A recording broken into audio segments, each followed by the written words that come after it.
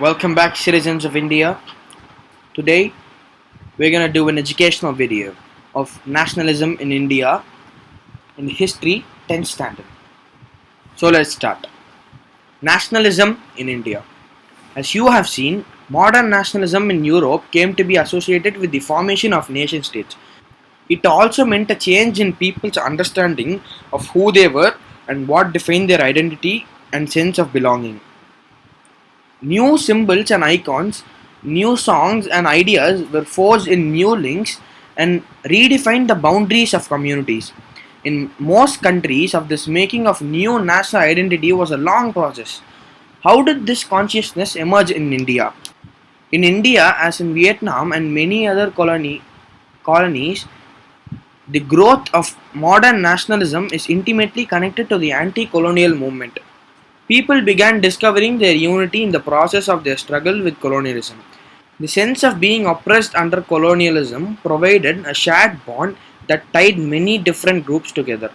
But each class and group felt the effects of colonialism differently. Their experiences were varied. Their notions of freedom were not always the same. The Congress under Mahatma Gandhi tried to force these groups together within one movement. But the unity did not emerge without conflict.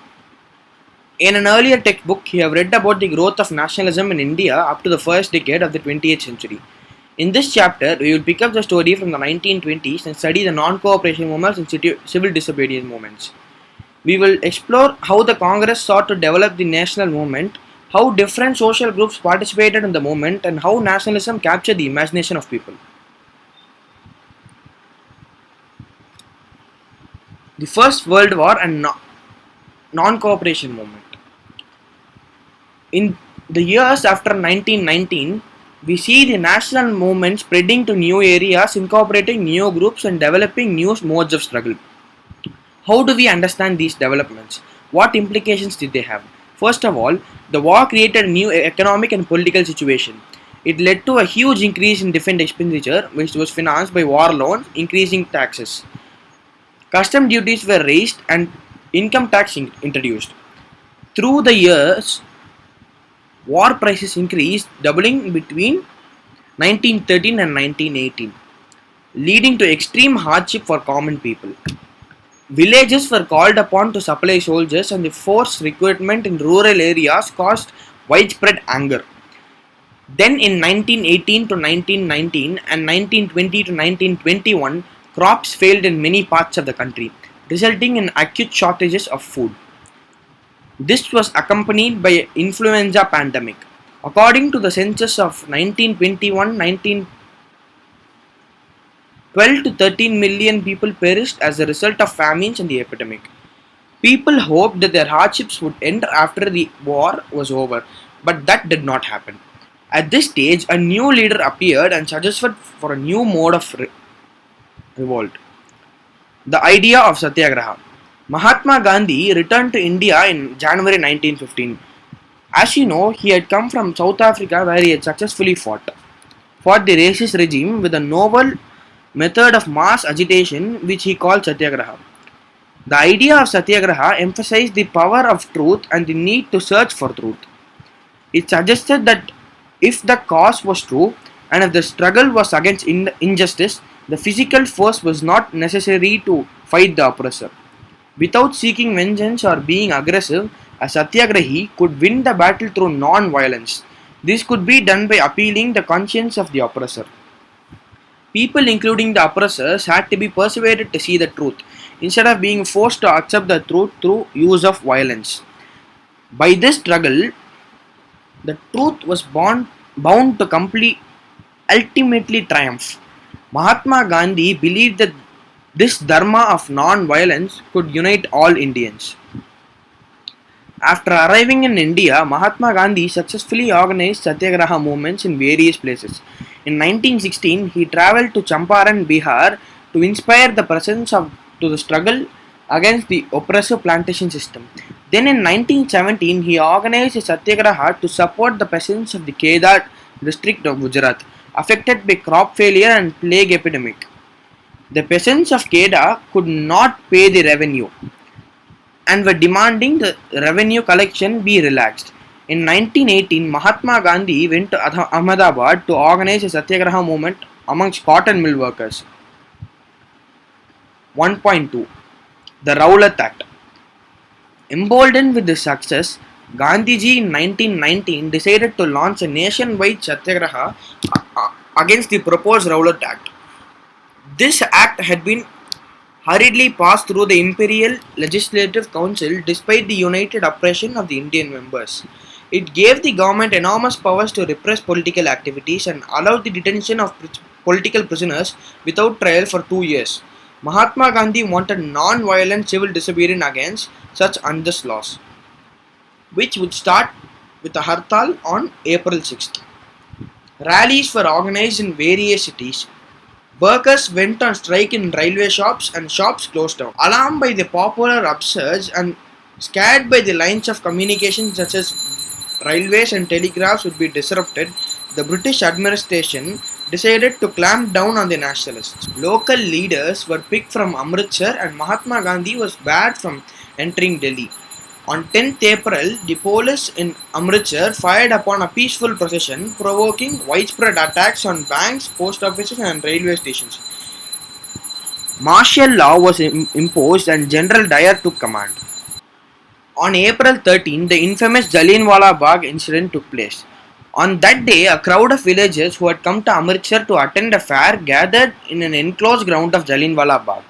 Being from outside the city, they were unaware of the martial law that had been imposed. Dyer entered the area, blocked the exit points, and opened fire upon the crowd, killing hundreds. His object, as he declared later, was to produce a moral effect to create in the minds of satyagrahis a feeling of terror and awe. As the news of Jallianwala Bagh spread, crowds took to the streets in many North Indian towns. There were strikes, clashes with the police, and attacks on government buildings. The government responded with brutal repression, seeking to humiliate and terrorize people. Satyagrahis were forced to rub their noses on the ground, crawl on the streets, and do salam to all sahibs. People were flogged and villages were being bombed. Seeing violence spread, Mahatma Gandhi called off this movement. While the Rowlatt Satyagraha had been a widespread movement, it was still limited to mostly cities and towns. Mahatma Gandhi now felt the need to launch a more broad-based movement in India, but he was certain that no such movement could be organized without bringing the Muslims and Hindus together closely. One way of doing this, he felt, was to take up the Caliphate issue. The First World War had ended with the defeat of the Ottoman Turkey, and there were rumors that a harsh peace treaty was going to be imposed on the Ottoman Emperor, the spiritual head of the Islamic world, the Khalifa. To defend the Khalifa's temporal power, a Caliphate committee was formed in Bombay in March 1919. A young generation of Muslim leaders like the Muhammad Ali and Shaukat Ali began discussing with Mahatma Gandhi about the possibilities of a united mass action on this issue. Gandhiji saw this as an opportunity to bring Muslims under the umbrella of a unified national movement. At the Calcutta session of the Congress in September 1920, he convinced other leaders of the need to start a non-cooperation movement in support of the Caliphate as well as for Swaraj. Why non-cooperation? In his famous book Hind Swaraj 1909, Mahatma Gandhi declared that British rule was established in India with the cooperation of Indians and had survived only because of this cooperation. If Indians refused to cooperate, British rule in India would collapse within a year and Swaraj would come. How could non-cooperation become a movement? Gandhiji proposed that the movement should unfold in stages. It should begin with the surrender of titles that the government awarded and a boycott of civil services, army, police, courts and legislative councils. Then, in case the government used repression, a full civil disobedience campaign would be launched. Through the summer of 1920, Mahatma Gandhi and Shaukat Ali toured extensively, mobilizing popular support for the movement. Many within the Congress were, however, concerned about the proposals. They were reluctant to boycott the council elections scheduled for November 1920, and they feared that the movement might lead to popular violence. In months between September and December, there was an intense tussle within the Congress. For a while, there seemed no meeting point between the supporters and the opponents of the movements. Finally, at the Congress session at Nagpur in December 1920, a compromise was worked out and the non cooperation program was adopted. How did the movement unfold? Who participated in this? How did different social groups conceive the idea of non cooperation? And this is it for today, guys. We will do Unit 2 in the next video.